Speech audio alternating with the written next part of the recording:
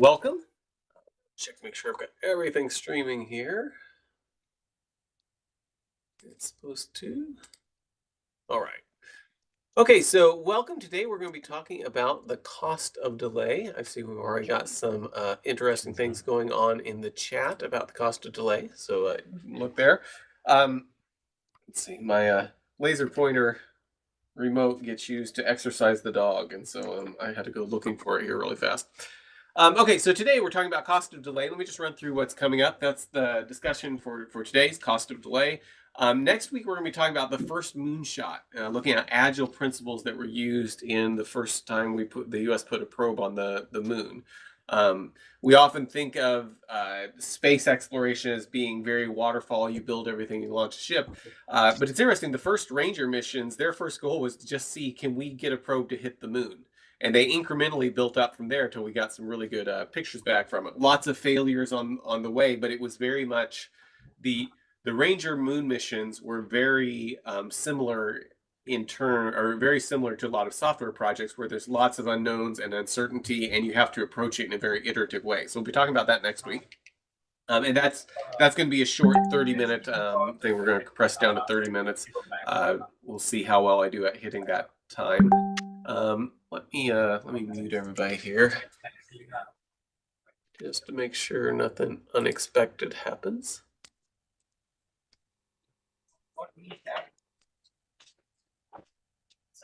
There we go. Okay. And then on the 24th, Robert Herbig is going to be talking to us about, can we learn to manage uncertainty? And probably. So he's going to be talking a lot about, there'll be a nice follow-on to the moonshot talk. I'm talking about managing uncertainty and how that works in software and agile organizations. And then 2 weeks after that, Matt Rabel is going to be coming to talk to us about micro front ends for Java microservices. I saw him give this talk at KCDC, and it was really cool because in 1 hour he covered lots of things that you hear different pieces of it and actually built it live for us. So if any of these things, micro front ends or microservices, sound interesting, he's going to show a tool that lets you get things up and running very, very quickly, so you can kind of understand what those things mean and play with them. So this is going to be a lot of fun. And then we've got, let's see, Eric Lee is coming to talk about Deep Racer and machine learning. Deep Racer is this little, looks like a remote control car that Amazon makes that you can use machine learning to train, and they have competitions and things like that. I actually have one of these sitting over there. I haven't done much with it yet, so I'm interested in hearing Eric's talk so I can know what's possible with it. Okay, so those are the talks. They're coming up. If you have not been to the youtube.com/Mark Shead YouTube page, there's lots of Agile cartoons there. Those can be useful for discussion points for your team. This also live streams to that channel. Also, I have a book out, Starting Agile, Finding Your Path. If you don't have, I give away lots of copies of those as part of that. But if you want a digital copy and have not gotten one, feel free to email me. I'd love to get one headed your way. Okay, so cost of delay. What is cost of delay? So let me show you 2 things, and this actually is based on an experience I had this last week. So I've got 2 options here. 2 things I could do. I could continue eating a hot dog, or I could run away. Now, these are 2 things I'm having to choose between in this situation, and each of them have different cost of delay. Okay, now this may seem silly, but let me show you a picture of the situation here. This was just a few seconds after I had to make that decision, and that branch, which you can't, the biggest bulk of it is actually kind of under the picnic table there. That branch is right where I had been sitting just half a second before it fell. And this is a pretty interesting, I think it's an interesting example of cost of delay. So I had to choose to forego doing one thing, eating my hot dog, in order to go ahead and move out of the way quickly. There was a cost of delay associated with, if I had decided to continue eating the hot dog, the cost of delay would have been I got hit by that branch. And it's my wife was looking at it later. She's like, I don't think it would have killed you, but I can tell you it would have hurt because it fell from about 40 feet. We were all sitting there. This is at the farm where I grew up, so my parents' farm.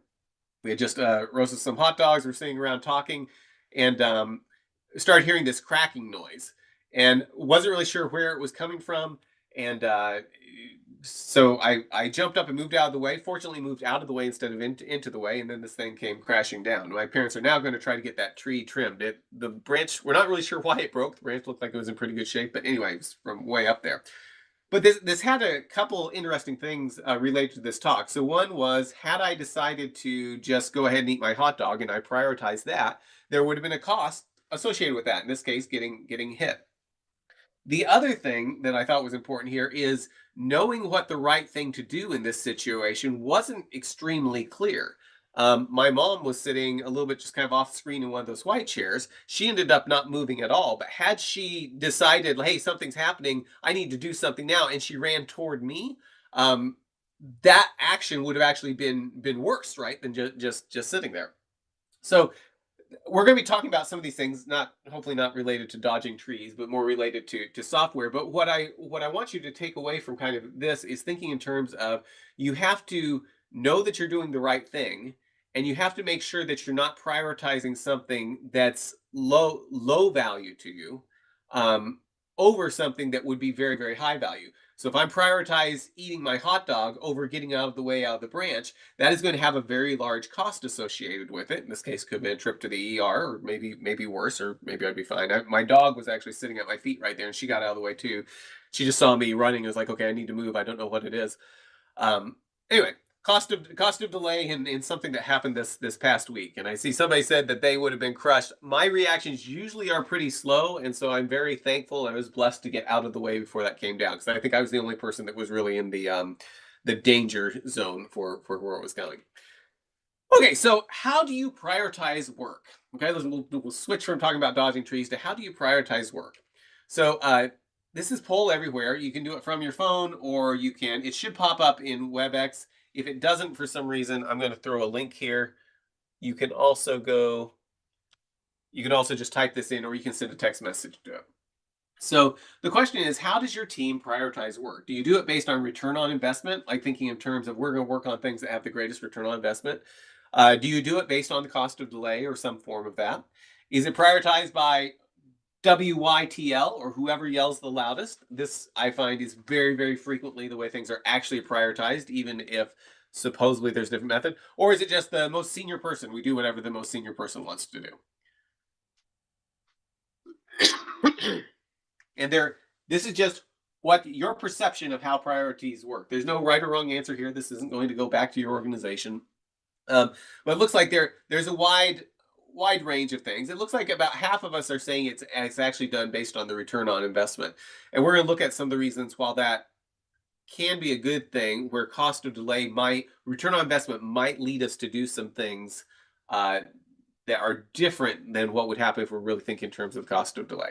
Sounds like we do have a lot of people where whoever yells the loudest, and that is a very common way to prioritize things. It's not necessarily the best, but that is the reality. Is oftentimes that's what's happening.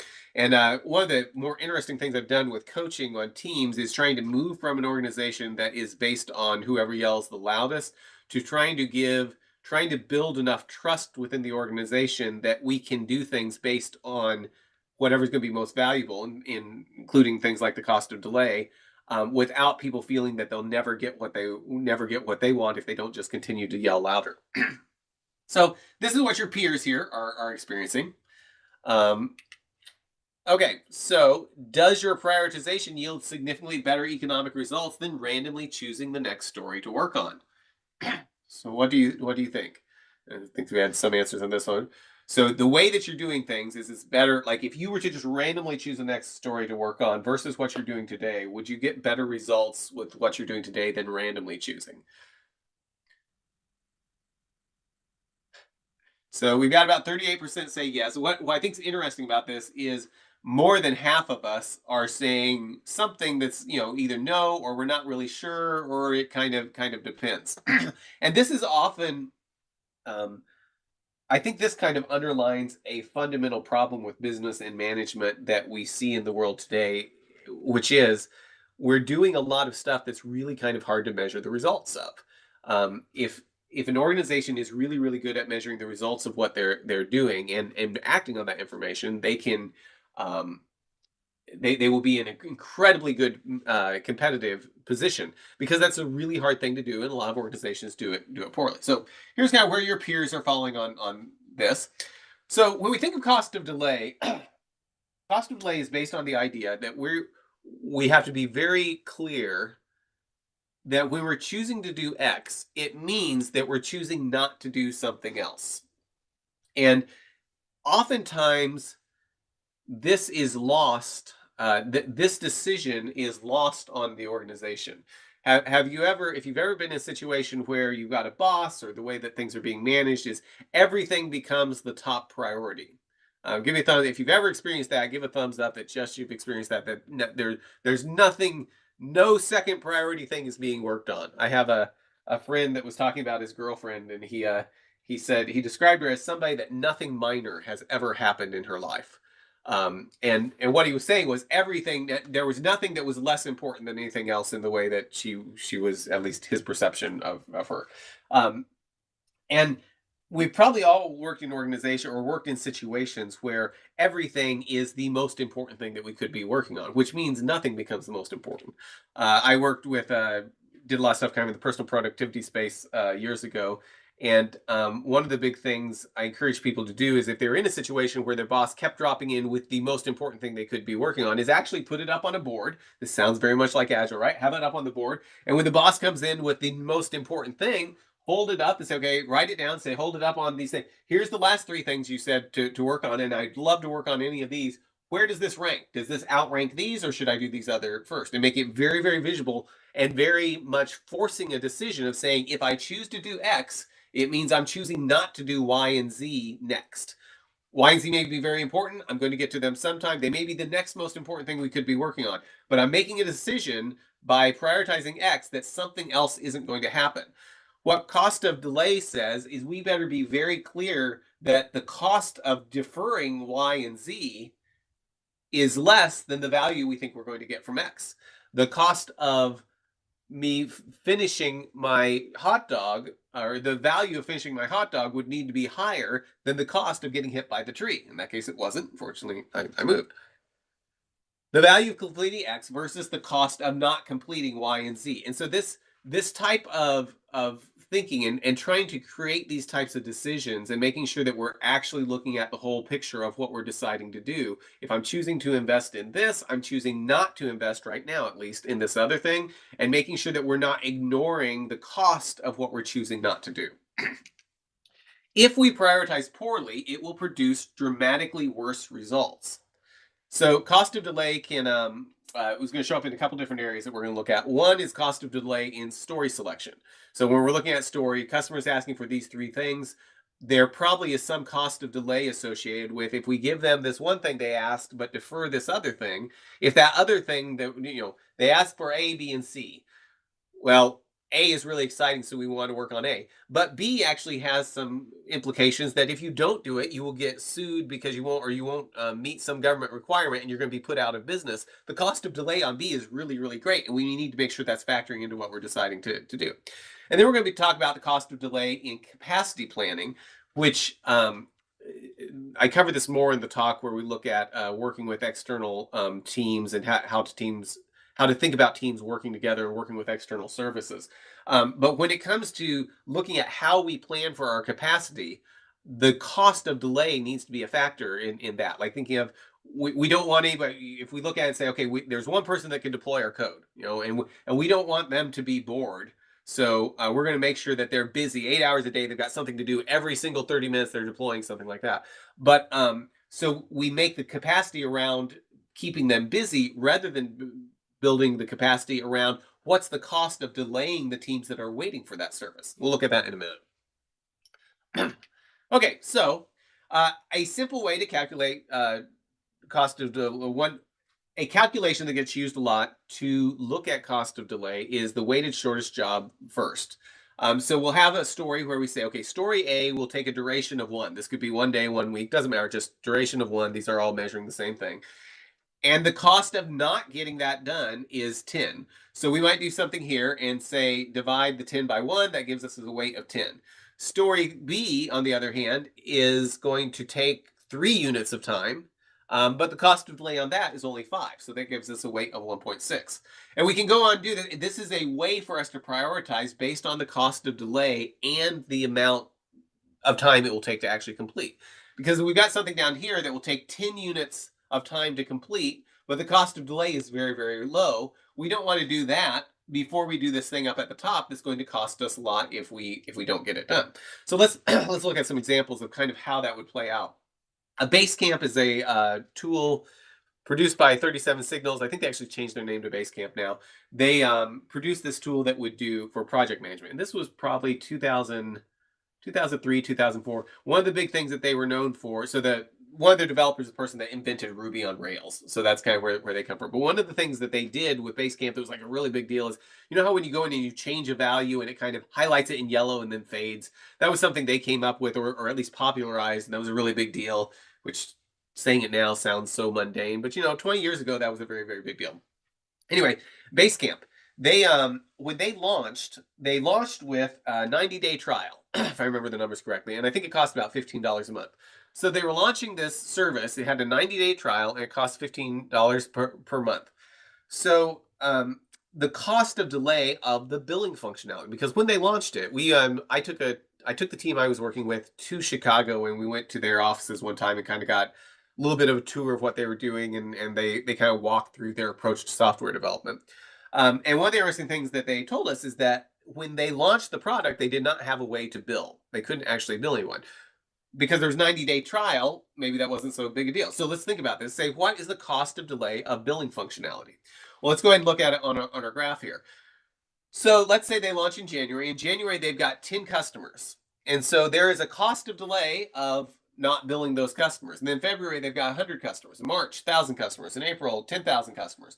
So what is the cost of delay of doing this? So let's go ahead and say, so somebody type in, what is the cost of delay of not having billing functionality in January when they launch and they've got 10 customers? Somebody type in the chat, see what you think.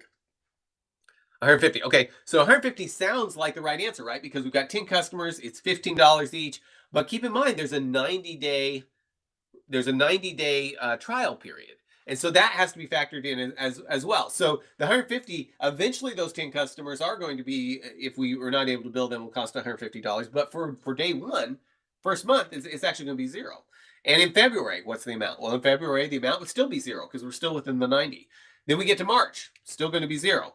When we get to April, that's the first time that we could potentially bill those first 10 customers if they're still around. So if we have not lost any customers, then now we're to the point that the cost of delay would be $150. And the point I want to make with this is as we go down through this list, it would be very easy for us to assume that the cost of delay of billing is really, really important up in January. We need it in order to bill people. Well, we can't take advantage of that. There's actually no cost of delay till we get down here to April. And then when we do get to April, if we say, oh, we've got 10,000 customers, the cost of delay is going to be 10,000 times $15. That's not true either, right? It's however many customers we have back from January that are still there. And what I want to kind of illustrate, though, is there may be 100 other things they could work on that might be more important when we realize that the cost of delay here in April is only $150. They might find that there's something, let's say those 10 customers have all left and they all left because of the same reason. Well, fixing that, the cost of delay here still is going to be 0, but the cost of, or long term, fixing that thing that made the customers leave might be really, really big priority. But this is not intuitive. This isn't how I would naturally think about this. I would think, oh, we need to get billing from day one because if we can't make money, we'll go out of business. So if we add May here, by May, if we've kept everyone, now we're up to $1,500. So maybe the difference between April and May becomes very significant. Cost of delay goes up pretty significantly there. Now, I'm just making up numbers here. There's lots of other things that could play into it. But the point I want you to take away from this is it's not as important as the billing functionality is. There is a time where it's going to be much more, not having it is going to be much more expensive. They may be very willing to give up that $150, even if they all stick around, if there's something else they can do that's actually more valuable to them. So let's look at cost of delay in story prioritization. So if we think of stories and trying to, an example, kind of like what we've been talking about, think of stories. And let's look at how we could prioritize stories in different ways. Okay, so I'm going to draw this. You'll have to deal with my artwork here. Let's say we've got stories and we've got, this is time. So we've got time going across this way. So there's time. And then up here, we've got, this is the value. Bring that down just a little bit. So time and value. Okay, so up and down is value, crossed is time. And we've got stories that represent, they provide different value and they take different amounts of time. So assume for a minute that we've got a story here. Let's switch another color here. Actually, let me put a different layer on. Let's say we've got a story here that is, it doesn't take very long to do. Actually, I'm doing this the wrong way. Let's see. It's a story here that takes, it takes 3 units of time to do. Oops. So it takes 3 units of time to do. So this will be about 3 units of time. And then once we're through with that, it starts producing 1 unit of value going on. So we decided to do that story first. For some reason, that's the one we chose to do first. Then we've got another story here that takes 2 units of value, or will produce 2 units of value, and only takes 2 units of time to do. So I've got my value here of 2, and I've got my time it takes of 2 right there. And then we got another story, and this story will take 1 unit of time and will produce 3 units of value. So like this. Okay, so when I get to the point, color.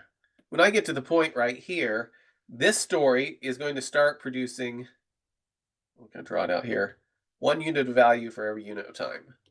And then when this one's done, it's going to produce, now I've got 3 units of value for every unit of time being produced, like that. And then when I get out here, I've now got, I'm going to draw this out like that. I've now got all this value being produced over here.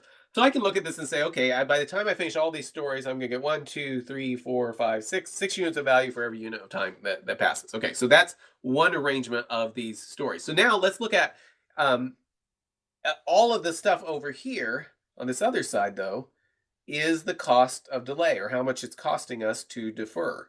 So this story right here, this area, I am deciding, by deciding to do this story, this story first, I am creating a cost of delay here of 2 units of value for every unit of time. So 6 units total here. So this is the cost of delay for this story right in here. And so this prioritization is choosing to accept the cost of delay of that square story in order to get the long rectangle instead. So let's look here and say, what if I approach this there? What if I look at this and say, you know what? I really want to minimize. Actually, let me show you the whole thing here. Just realized I left out part. So all of this here is cost of delay, right? All this area right here. And if I decide I want to minimize the cost of delay, I could rearrange these stories in a different order. So instead of having all this kind of orange stuff that's the cost of delay, I'm going to switch that. So let's try looking at this in a different way. And in this case, what I could do is I could say, okay, well, the story here that provides me the most value in the least amount of time seems like maybe what I want to start with. So I'm going to come here and I'm going to say, okay, I want to do the thing first that takes 1 unit of time and produces 3 units of value. And then I'll start earning return on investment right there. And then after that, I'm going to do the next one that takes 2 units of time and produces 2 units of value. And then after that, I'm going to prioritize this other one that produces the least amount of value per unit of time, but takes the longest time to actually do stuff. And if I do it like that, I'm now looking at, see how much smaller this is. There's a lot less cost of delay by ordering the stories in this way. Now, that doesn't mean that there might be a reason we have to do one of these sooner. But what I want to point out is oftentimes we don't even think about this. We don't even stop and say, am I doing this in an order that's going to be actually helpful? Or am I doing it in order just whoever yells the loudest, whoever was senior, and maybe we haven't even talked about it, or we don't even have a way to quantify this and have this type of discussion with the organization. So in this particular place, we've ordered things based on doing the thing first that has the smallest cost of delay. In this other situation we had here, we actually ordered it in a way to where we put the things with the greatest cost of delay first. The things that had the greatest, or I'm sorry, the things that had the greatest cost of delay, we deferred those. So we incurred the most expense. And this is where I like this graph because it forces us to think about both sides. We're often really good about thinking on this side over here and saying this is the return on investment. Whoops. Thinking in terms of this being, hang on, I'm having trouble here. It's a new tool, and I don't know what I'm doing with it yet, evidently. Okay, there. So we're really good about thinking about this in terms of the ROI. And this is usually what people are thinking about when they think about the return on investment for things. But we also need to think of the cost of delay over here, because if we don't think of the cost of delay, we will have trouble being competitive if we're not also thinking about the cost of delay. Now, one thing to think about in the very, very long term, return on investment may be the most important thing, right? Because that's how much we continue to earn as we continue to go. On the other hand, sometimes things we think will produce a really good return on investment don't pan out, or the market changes, or whatever. So anything we can do to minimize the cost of delay here is going to benefit us in our ability to be competitive and serve the needs of our customers. Does that graph make sense, right? I'm curious, have you guys seen this before? Other than, is this a new thing? Thumbs up. Guess you've probably seen it. Okay. And I would encourage you to, if you're having trouble figuring out how to prioritize something, draw this out with your team. Because if you, Jeff says not in graph form. So I think this graph makes a whole lot of sense. And you can, if you're trying to figure, if you can't decide what's more important, actually make sure your team understands this and says, okay, what shape is this story? How would we shape this story, and how does it compare to these other things we're trying to prioritize? And you'll probably have some disagreement on how long it's going to take and some of those things. But that's a good conversation to have. And you may not arrive on exact figures, but if you can get some idea of what the shape of the story is, you can have really productive conversations around how you need to move forward. Okay. Next. Somebody trying to say something? Okay, let me mute everybody just.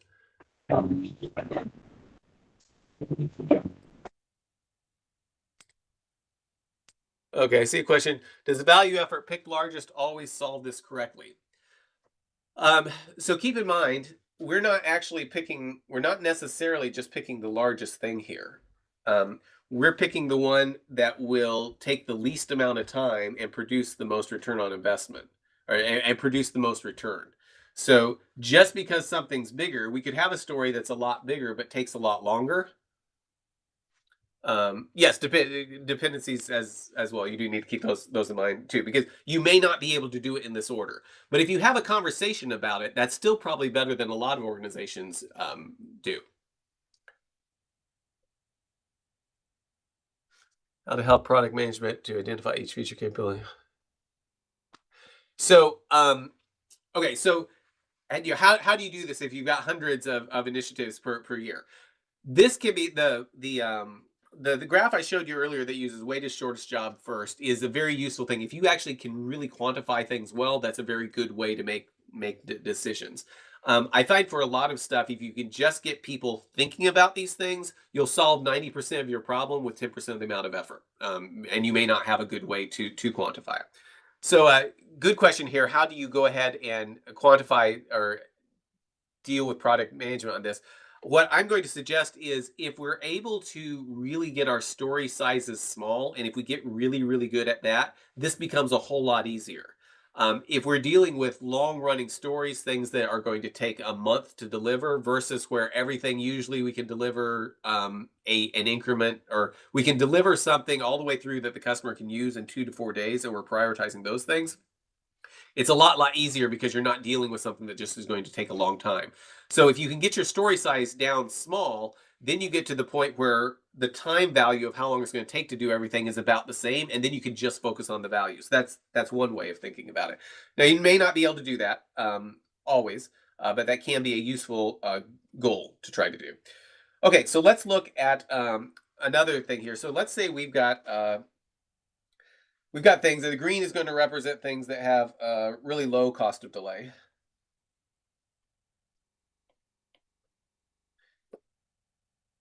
And another color we'll do. Yellow is going to be medium cost of delay. And then we've got stuff, use this color for high cost of delay.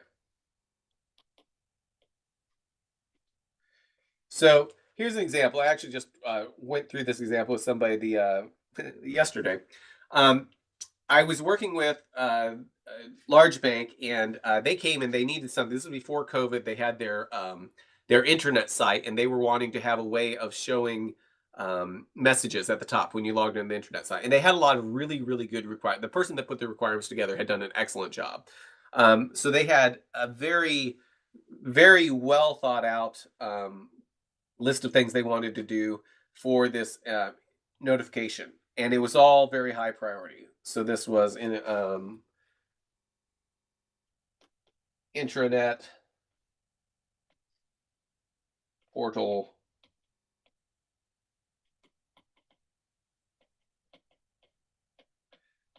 and they wanted things like if I logged into the system and I had seen this really important message, and it knew that keeping track that I had seen it, then it would show me the next one. And they wanted ways of being able to schedule stuff. So when if they wanted this to run from August 1st to August 15th, they could just put it in the system and it would get put out there. So that was very, very well done. They did a great job of doing all these requirements. So we sat down with the developers, and developers said, yeah, we can definitely build this. It's probably going to be something maybe 6 to 8 weeks to build what you're describing here based on what we understand today. So the business was excited about that. They were excited to have their thing. But then I asked a question, and I said, well, what if we were to give you just the ability to have a box that you would type things into, and you could type things into, and it would show up at the top. So what we did is we ended up breaking down, and of all the things they wanted, we found out that one of the things that they were describing they wanted was these multiple messages, which was something that was very important to them. The multiple messages. But as we talked to them about it, we found out that not being there on day one was not a big deal. If they could put one message up, that was actually very valuable to them. And so then we started asking about, well, what about the multiple types? You want all these messages of multiple types and stuff. And we found out that was also very important to them. But it was also something that that if they didn't have it on day one, the thing that was really valuable to them, or the thing that they were saying was really high cost of delay, was the fact that they couldn't put messages up at all right now. They didn't have any way of adding a message to the top of it. So what we did is we determined that right here, the thing with the highest cost of delay was just a basic notification.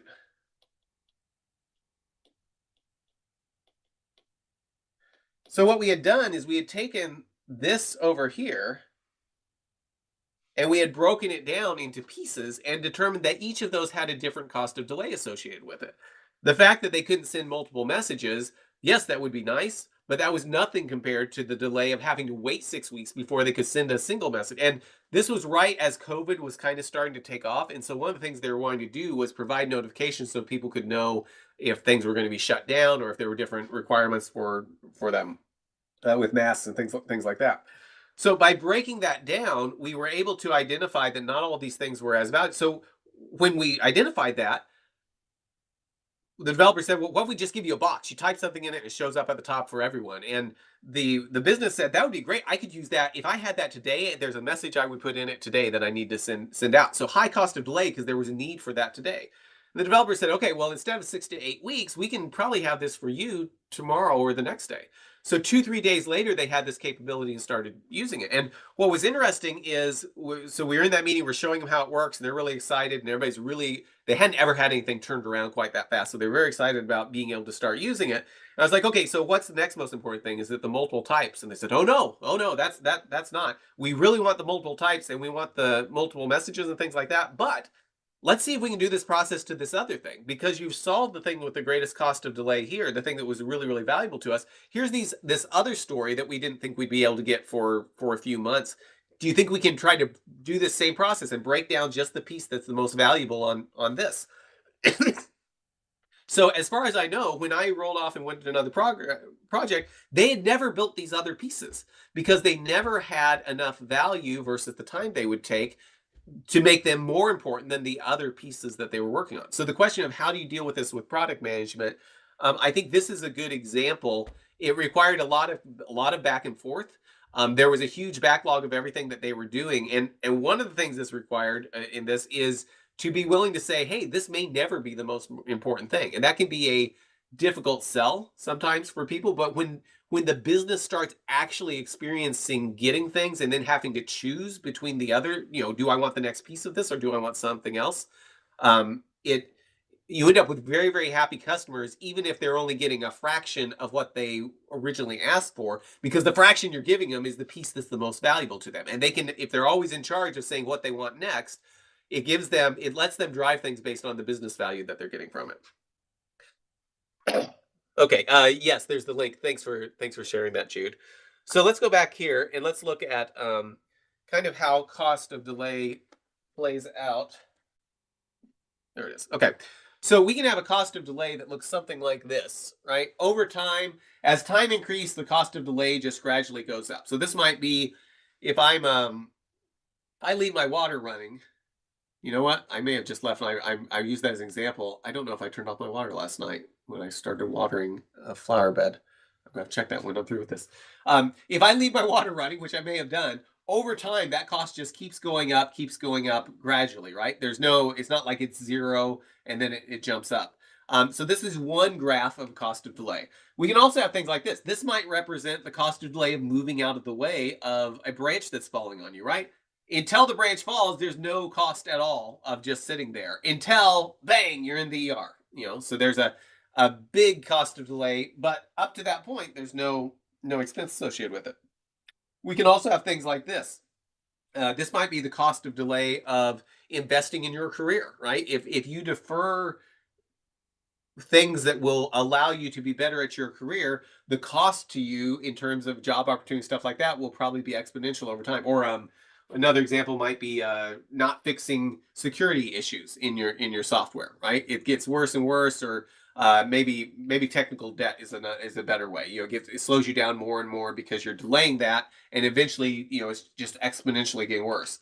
We can also have things like this, which basically comes down to, if we ignore it long enough, it goes away. If we ignore it long enough, it stops costing us anything anymore. And there are things that are like that. Like, this is a pain.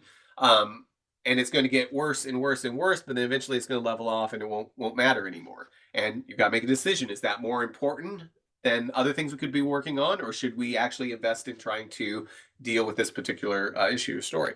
We've also got things like this, where there's a certain amount of time, and then there's the expense, and a certain amount of time, and then there's the expense. So forgetting to cancel your cable subscription or something might be like this, right? It doesn't cost you anything until you get billed, and then you've had to pay that if they don't prorate it or something. So it can be a stair-step effect like that. So let's think about some of these. I may have given some of the away, but what activity has this type of cost of delay? Is it canceling your Netflix subscription? Dealing with termites or turning off lights that aren't being used? Just link if you haven't seen it. So yeah, I would say this one most likely is going to be in terms of, because the lights, with lights, you're going to be gradually paying more and more. It's going to be accumulating. So you pay at the end of the month, but it will, if you turn off the light, it's going to stop at whatever point it is. So it's more of a linear growth. Dealing with termites is probably something where you're going to see not much at the beginning, and then it will start growing exponentially till your whole house falls down or something like that. So the one I was thinking of here was canceling that. And there's lots of ways to look at these. So I'm presenting my view of how these are. And it's not really important to be exact. If you come up with a different answer on these, that's fine. The point is, these are the types of discussions you may need to have with people when they're trying to prioritize a story. And you're thinking, you know what? I don't think that impacts us for another 3 months. Is there something else we should work on before that actually will have a bigger cost for us? Which activity has this shape of cost to delay? Folding laundry, so delaying folding laundry, fixing technical debt, doing mandatory security training, canceling Amazon Prime.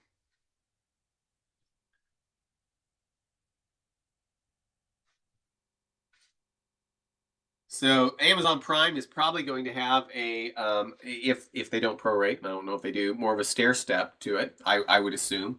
Mandatory security training might be something where there's no real cost, and then you do something wrong, and you go out of business, and so then there's huge cost. Maybe there may be gradual things. It may be that you build worse and worse stuff into your software because you don't know what you're doing, and it becomes slower and slower because there's lots of things you have to fix all the time. Uh, I'm not quite getting the folding laundry one. Excuse me.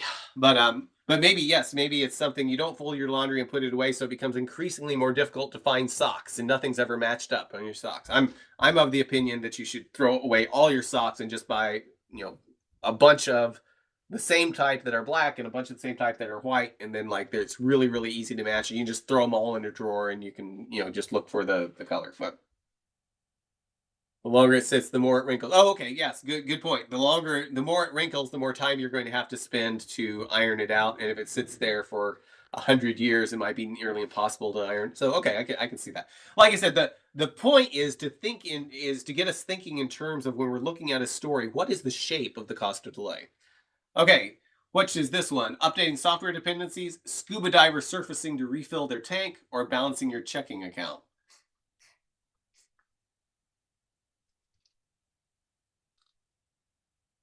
So I would probably fall into the scuba diver surfacing to refill the tank. Um, I could see a balancing the checking account because it doesn't cost you anything until you have an overdraft, and then you have all kinds of fees. So the cost just goes up there. So you could probably make a case for that as well. But the scuba diver, it's not really a big deal till he runs out of oxygen, right? He's going to delay that. Now, on the other hand, let's say the scuba diver goes down and immediately is like, "Oh, I've got this task. I need to get oxygen." So he prioritizes going back up when he's still got 95% of his oxygen, and does that story before he does whatever he was diving in the first place for. So that's not productive either. He needs to not wait till the very end, but there is a reason to put off resurfacing to do the task of adding oxygen. Okay, so which of these, that might be hard to see, is leaving on unnecessary lights? So in lots of places, if it's just a linear billing, then A is probably the most likely one. I've been in places. There are some places where they charge you more the more electricity you use. Usually, it's a tiered system. I believe when we were down in Mexico years ago, they had more of a multiple tiers, so it would have actually looked a little bit more like C. Okay, fixing security scans. What might that look like?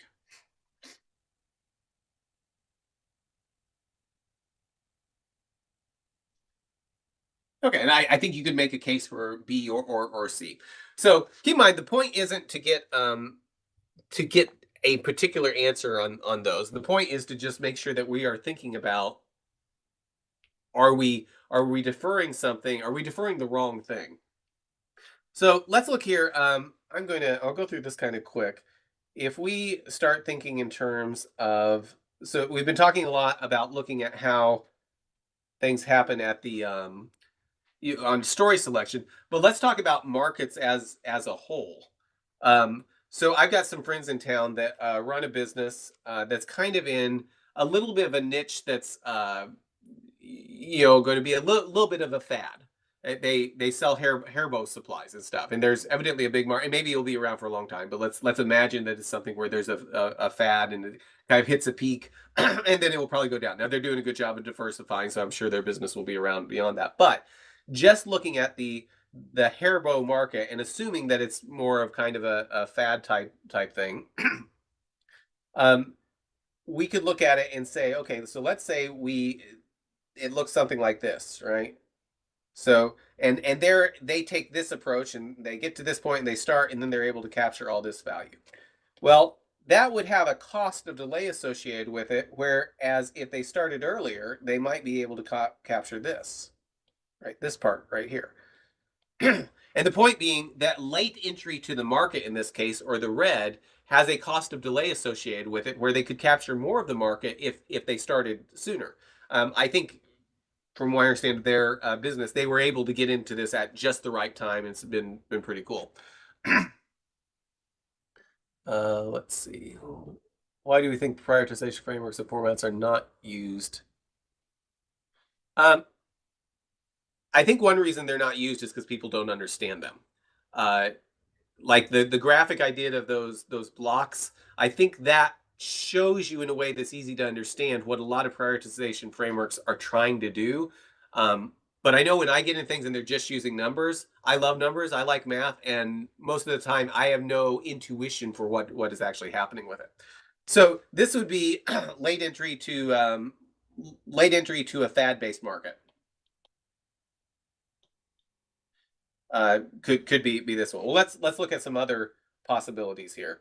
So, what about something where think of something kind of like a way to send money to different people. So think of something like PayPal or Venmo or some of those things. Well, if they waited, if a company waited to get into that market, so let's say they did this and then they were able to capture this, whereas somebody that was able to start sooner might be able to capture more like this, right? There's still the same amount of market, but if they started sooner, they were able to capture more. So PayPal probably kind of did this. So most people I know have at least familiarity, have used PayPal. A lot of the ones that came along later, now they've got some competitive advantages, but if everything else was equal, they might only be able to capture what the red amount might be able to do there.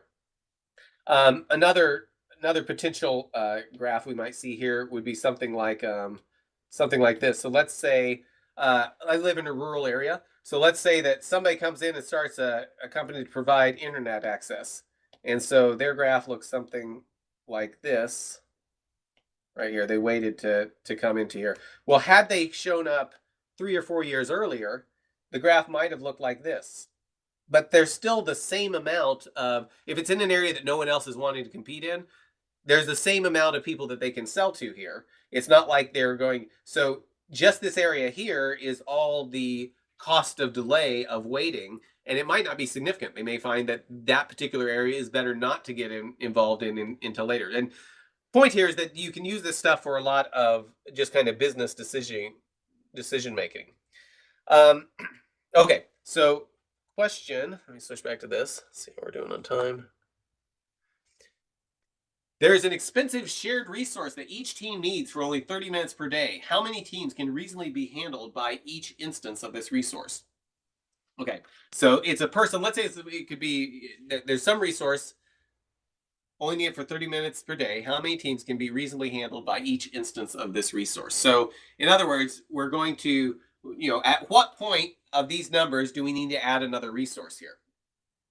So it looks like a lot of us are saying 16, which makes sense, right? 30 minutes a day, it's an 8-hour day, divide it by 16. We've now got 30 minutes. Some of us are saying maybe we want a little slack. We're recognizing that the person may need to go to lunch or something like that. So we're going to say they can handle 8. So these are 32. So I'm not sure how that one's going to work, but okay, we're moving on. Okay, so let me show you a picture. So we've just decided we think it's 8, 16. We had 32, but 8, 16 is kind of what we're thinking. So the resource I've just described in your house is this. Okay, so how many of you actually think that you would be fine with a single toilet for 8 people in your house, or even 16 people in your house? And we very much know that 16 people and 1 bathroom in the house probably is not going to be an optimal solution. And the difference here is our perception of the cost of delay, right? In business, we're very used to thinking of, let's keep the resource busy. But none of us want to have a bathroom that is a 100% utilized. We want there to be lots of space for whenever someone needs to use it. It's there and available. My wife saw I was putting a toilet in my presentation when I was putting this together. She's like, that's just gross. You shouldn't do that. But people remember this. So remember, make sure that you're not scheduling out your resources in a way that totally overlooks the cost of it not being available when somebody actually needs it. Another cost of delay. So this is getting to the idea of cost of delay and capacity planning. And I've got another talk that looks at this more, but another way to think of it is the fire department. How many firemen do you need for your town? Well, you wouldn't want to be in a situation, I mean, yes, you could have one fireman for every house, like hire a fireman that will make sure every single house is, that would be very, very wasteful. On the other hand, you don't want your fire department to be busy 100%. I mean, you want your firemen most of the time to be sitting there waiting to go. Their value is that they're ready to go put out a fire, not that they're actively putting out a fire 8 hours a day or whatever their shift is. Let's see. I had notes on here and I'm not seeing them. Okay, yeah, I didn't remember what that picture was for. So let's say Bob deploys your code to QA in production. It takes an hour and you deploy on average once a week. Therefore, you only need one person in Bob's role for every 40 projects. Well, if your cost of delay is 0, but chances are there is value in getting those projects deployed and the cost probably isn't 0. So somewhere in there, you need a balance between how many people you have in Bob's role. So which is more valuable, getting the code deployed or keeping Bob busy? And I want to suggest that a lot of times we prioritize keeping Bob busy, and the value of actually having the code deployed is overlooked. So let's if we kind of graph that out here.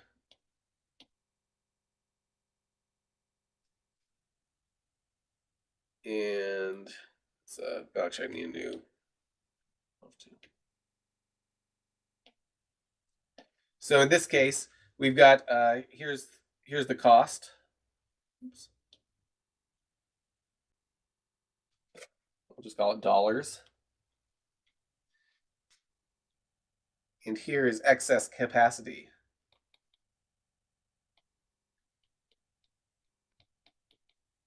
So how much how many Bobs we're willing to have just sit around and not do anything. So if we graph things out here, here is going to be, this is going to be something like the cost of delay.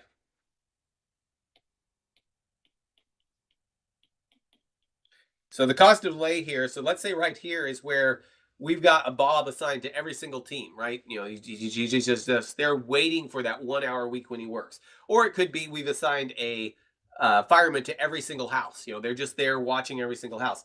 Well, the cost of delay in that case is really low, but that's countered by another cost, which is going to be the cost of excess capacity, which is going to look something like this.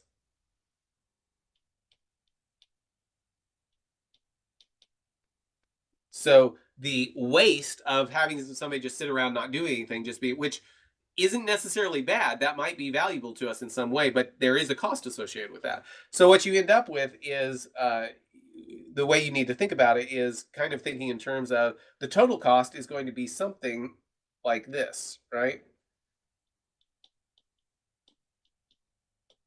So we probably want to be somewhere in this range right in here, where we're balancing the cost of the excess capacity with the cost of delay of not having capacity available when we need it. So those are some thoughts. Somebody was asking if we've got a recording. Yes, I think you got the link to this. I'll look over that. Just like the value of support teams at the ready is more valuable than keeping them busy every minute of the day. Yes, it's often very hard for organizations to recognize that having somebody available to do something is sometimes what's really valuable, more so than having that person busy all the time doing whatever the thing is. And these are hopefully some ways to kind of start having conversations around those types of things. Okay, cost of delay quiz. I think we can get through this in 5 minutes. Here's the link. We're going to be competing for a copy of Productivity, Making the Difference. This is a book, a bunch of things. I mentioned I did a lot of stuff in the personal productivity space. So lots of things related to how to be more productive, not necessarily directly related to software, although there's some takeaways from that there. Anyway, we're giving away a copy of this. So join, and we will do our quick answering questions. And I encourage you to participate in this because I know for me, if I watch a video or hear a talk on something, I will remember a small percentage of it. If I actually have to interact with it in some way, I remember a little bit more. And if I have some type of thing asking me questions, I'll remember much, much more. So this can really increase the value you get from these talks. So what situation is best represented by this cost of delay? So based on the things that I say, keep in mind this is from my perspective, would it be delay in learning new technologies, delay in turning off a stove burner when you smell it's letting out gas, I think is what that was supposed to be, delay in taking vitamins, or delay in learning how to read and write? 2 seconds remaining. And yes, delay, I would think this is most related to delay in turning off a stove burner when you smell it's leaking gas. You wait, there's not really a problem until something ignites it and then your house blows up, and then you've got a huge expense. Okay, there's the leaderboard. Moving on, which two things operate in tension to impact the total cost? Is it credit card processing versus purchase order, fire trucks versus firefighters, external versus internal inventory, or cost of delay versus cost of excess capacity? So two things are kind of operating in tension. 3 seconds left. And yes, the cost of delay versus cost of excess capacity. So we can pay for a lot of excess capacity, which will lower our cost of delay, but we don't want to. There's a balance there that we need to reach. We don't want to have such a high cost of delay because we're not spending anything on excess capacity, but we also don't want to overspend on excess capacity to the point that it's not really it's dramatically over what we're benefiting at that point from the cost of delay. Okay, top spots, Chris, Dennis, and then guests, Tom, C, Brian, Kendall, and some more guests. Very good. A story with high blank may be split into multiple stories with blank cost of delay. So high entropy may be split into stories with internal cost of delay. With high cost of delay may be split into multiple stories with different cost of delay. With high distractions may be split into multiple stories with tremendous cost of delay. Or with high cohesion may be split into multiple stories with inherent cost of delay. And the answer is yes. A story with high cost of delay may be split into multiple stories with different cost of delays. And then it lets us prioritize things on a more granular level. Chris Dennis and guest 915 still in the top 3 spots. Moving on. What is the cost of delay for billing functionality on a newly launched product with a 90-day free trial?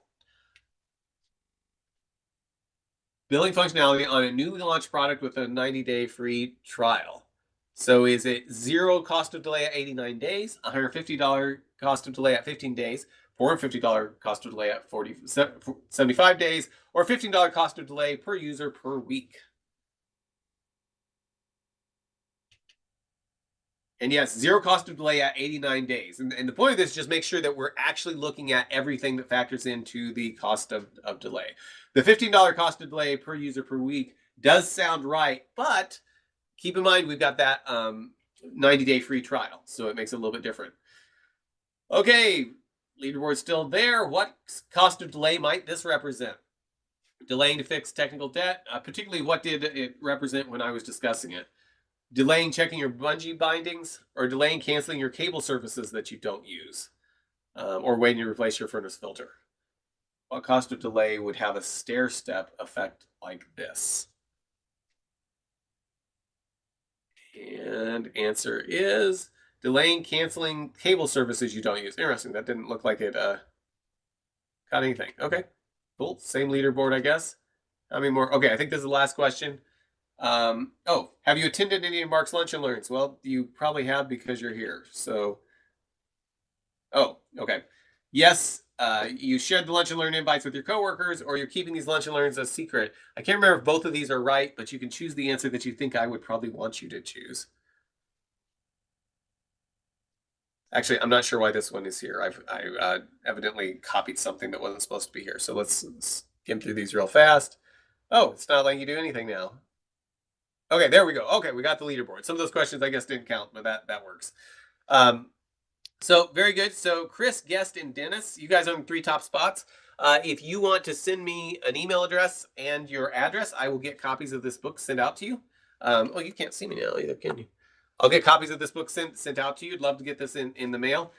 So Chris, guest 915, take a picture of your screen. It'll say that you won, and I'd love to do it. Chris is going to pass it on to the next person. So Tom, if you don't have one, go ahead and send it. You're the fourth person on the list. Chris is gifting his copy to you. I think I've got one of those too. You do? Okay, I've given away lots of these. Okay, yeah. Kindle.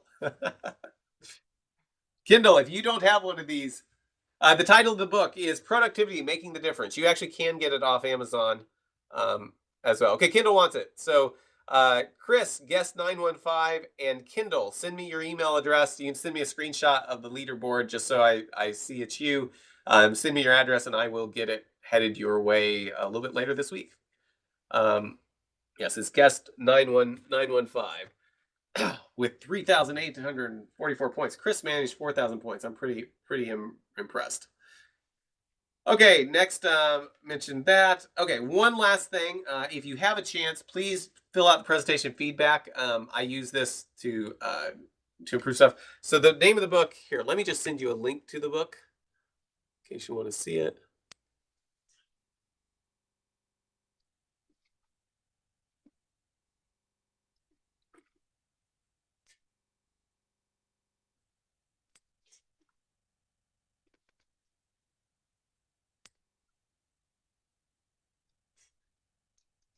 So here is a link to the book. And thank you everybody for coming. I'm going to stick around for a few minutes if anybody's got any questions or wants to chat about anything, but hope to see you next week. So here's the book on Amazon. I'd encourage you to just keep showing up for Lunch and Learns, and you'll probably end up winning one at some point because we give away a lot of those. Stop the streaming.